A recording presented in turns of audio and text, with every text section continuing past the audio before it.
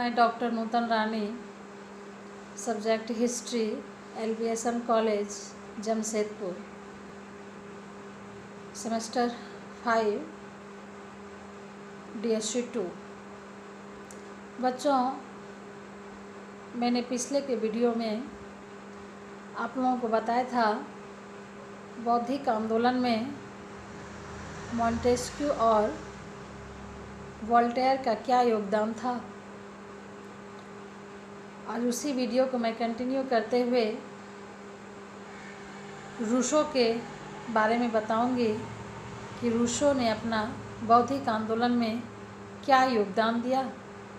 तो आइए हम लोग रूसो के बारे में समझें। इनका समय था 1712 से 1778। रूसो वोल्टेयर से भिन्न था। वोल्टेयर तो बुद्धि प्रधान था, किंतु रूसो भावना प्रधान था। वोल्टेयर केवल दूषित संस्थाओं का विध्वंस चाहता था।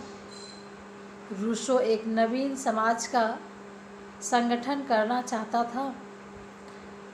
वह जिनेवा के एक घड़ीसाज का पुत्र था। पिता का गृहस्थ जीवन बड़ा ही कलुषित था, जिसका उस पर काफ़ी बुरा प्रभाव पड़ा। उसे स्वयं जीवन में बड़े धक्के खाने पड़े और दुख उठाने पड़े। उसके विचारों में एक सूत्रता नहीं थी और आज तक उसके वास्तविक मंतव्यों के विषय में एक मत नहीं बन सका है। उसका मुख्य ग्रंथ सोशल कॉन्ट्रैक्ट है। इस पुस्तक का प्रारंभिक वाक्य है, मनुष्य स्वतंत्र उत्पन्न हुआ था, परंतु वह सर्वत्र श्रृंखलाओं में जकड़ा हुआ है। ऐसा क्यों है और मनुष्य का बंधन किस प्रकार न्याययुक्त हो सकता है? इन प्रश्नों का उत्तर उसने इस पुस्तक में देने का प्रयत्न किया है। उसका सारांश यह है कि समाज का निर्माण व्यक्तियों के समझौते से हुआ है।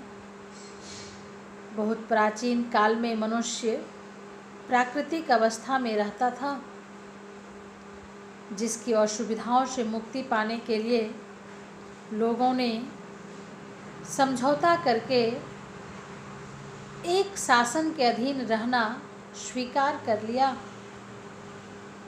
ताकि उनका जीवन तथा उनकी संपत्ति सुरक्षित रह सके। उसके विचार में वर्तमान समझौता अन्यायपूर्ण था, क्योंकि उसमें विशेषाधिकार युक्त वर्ग को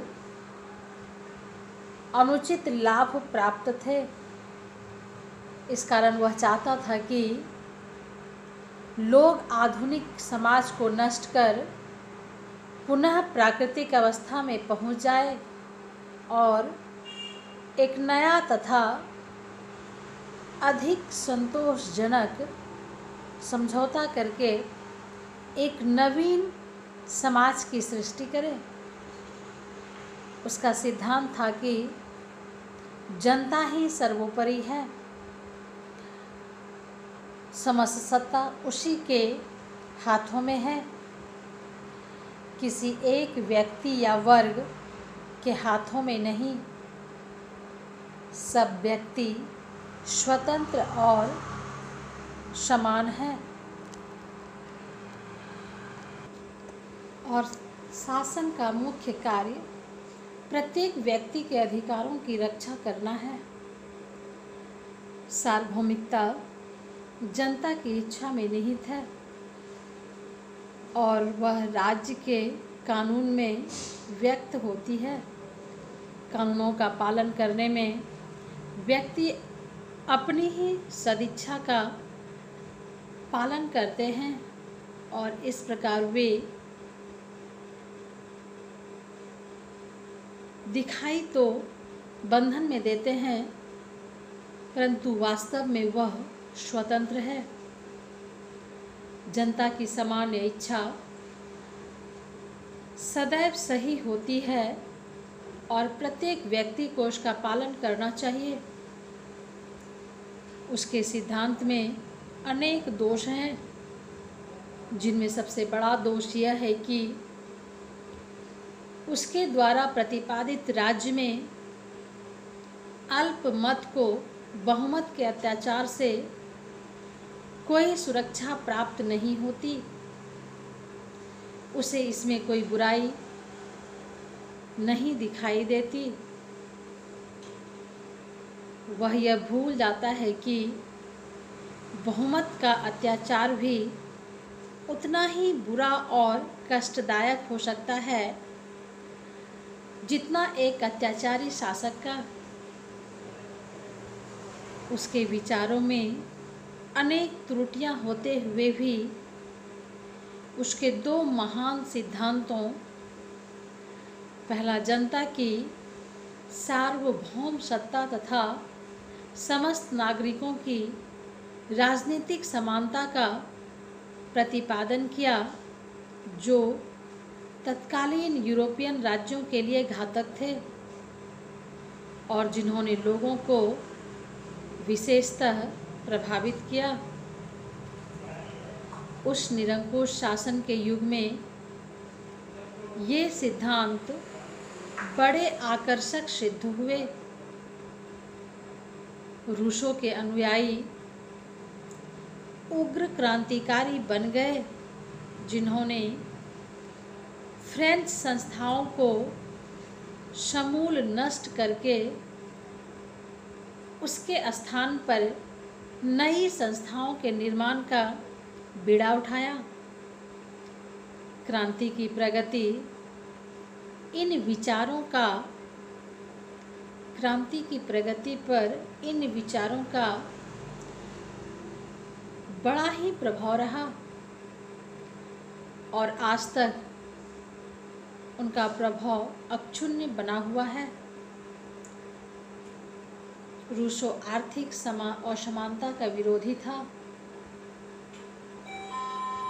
उसका मंतव्य था कि राज्य में कोई व्यक्ति इतना समृद्ध नहीं होना चाहिए कि वह दूसरे को खरीद ले और न कोई इतना निर्धन होना चाहिए कि वह स्वयं को बेच दे। उसके शिक्षा संबंधी क्रांतिकारी विचारों का वर्णन उसके उपन्यास ईमाइल से मिलता है। वह ग्रीक और लैटिन जैसी प्राचीन भाषाओं के अध्ययन के पक्ष में बिल्कुल नहीं था। उसका मत था कि बच्चों को उनकी रुचि के अनुकूल शिक्षा दी जानी चाहिए। वस्तुतः फ्रांस की क्रांति पर सर्वाधिक प्रभाव रूसों का ही पड़ा था। वह क्रांति का मसीहा था और उसके ग्रंथ उसके अर्थशास्त्र थे। Thank you.